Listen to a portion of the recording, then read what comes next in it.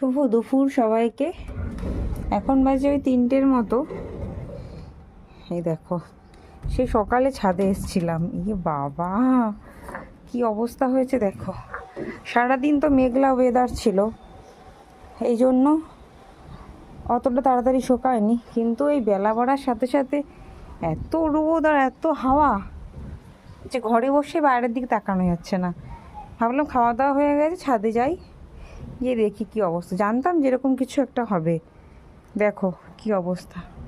চলো চটপট তুলে নিই শোনা বাবার এগুলো কাঁথাগুলো। কিন্তু যেহেতু ছাদ পরিষ্কার প্রতিদিন মোটামুটি ঝাড় দেওয়া হয় আর শুকিয়ে গেছে, এজন্য কোনো অসুবিধা হবে না।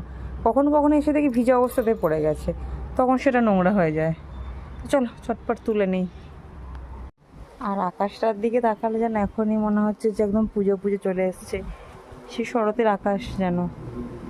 বর্ষাকাল এখনও যেতে পারেনি, কিন্তু মনে হচ্ছে শরতের আকাশ। আর সব জামা কাপড় আমার তোলা হয়ে গেছে, শুধু সোনাবাবার এই প্যান্টুটা, আমার ডায়াপার প্যান্টুটা বাদ দিয়ে সবই মোটামুটি শুকিয়ে গেছে। তো চলো এখন চলে যাই নিচে আর চটপট গুছিয়ে ফেলি।